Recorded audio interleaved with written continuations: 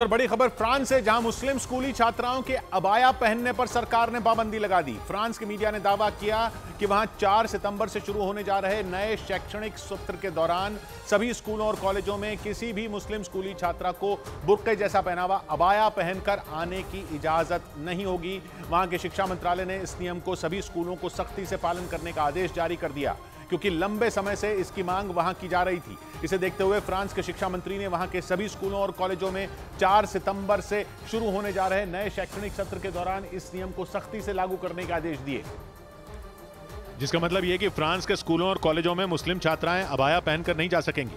Abaya मुस्लिम महिलाओं और लड़कियों का एक पहनावा होता है जिसमें बुर्के की तरह उनका चेहरा छोड़कर पूरा शरीर ढका होता है। पिछले कई महीने से फ्रांस में स्कूलों और कॉलेजों में छात्राओं के अबाया पहनने पर बहस चल रही है, लेकिन फ्रांस के मीडिया के मुताबिक वहां की सरकार ने तय किया कि 4 सितंबर से शुरू हो रहे नए शैक्षणिक सत्र के दौरान किसी भी मुस्लिम छात्रा को स्कूल और कॉलेज में अबाया पहनकर आने की अनुमति नहीं होगी। फ्रांस ने 2004 में स्कूलों में हिजाब पहनने पर बैन लगा दिया था, जिसका वहां रहने वाली 50 लाख की मुस्लिम आबादी ने बड़े पैमाने पर विरोध किया था। उधर इजरायल के विदेश मंत्री से बात करने की वजह से अफ्रीकी देश लीबिया की विदेश मंत्री को अपनी कुर्सी गंवानी पड़ी। उन पर आरोप लगा कि पिछले हफ्ते उन्होंने रोम में इजरायल के विदेश मंत्री से सीक्रेट मुलाकात की थी, जिसके बाद पूरे लीबिया में उनके खिलाफ हिंसा भड़क गई। लोगों ने सड़कों पर उतरकर जमकर आगजनी और तोड़फोड़ की। वहां के अलग अलग इलाकों से हिंसा के कई वीडियो सामने आए, जिनमें लोग सड़कों पर टायर जलाते और नारेबाजी करते दिखे। ज्यादातर मुस्लिम आबादी वाला लीबिया फिलिस्तीन का समर्थन करता है और इजरायल को अपना दुश्मन मानता है। इसी वजह से जब वहां के विदेश मंत्री की इजरायल के विदेश मंत्री से मुलाकात की खबर सामने आई तो पूरे देश में गुस्सा भड़क गया, जिसके बाद लीबिया के प्रधानमंत्री ने वहां की विदेश मंत्री को पद से हटा दिया।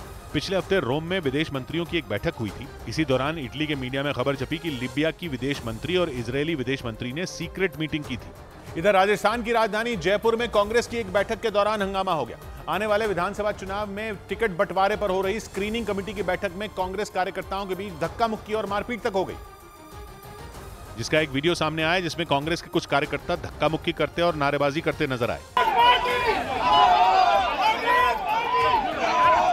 विधानसभा चुनाव की टिकटों पर हो रहे घमासान के पीछे मुख्यमंत्री अशोक गहलोत गुट और सचिन पायलट गुट के बीच चल रही खींचतान को बड़ी वजह बताया गया।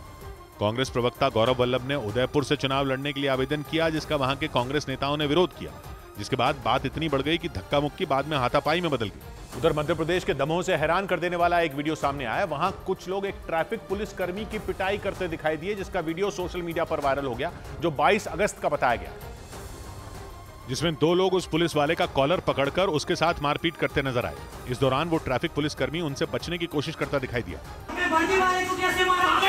हालांकि पुलिस वाले की बात का उन दोनों पर कोई असर नहीं हुआ। उन्होंने उसे नीचे जमीन पर गिराने की कोशिश की, पर किसी तरह वो अपने आप को उनसे छुड़ाकर भागने में कामयाब हो गया। लेकिन तभी सड़क पर खड़े एक तीसरे आदमी ने भी पुलिस वाले की पिटाई कर दी।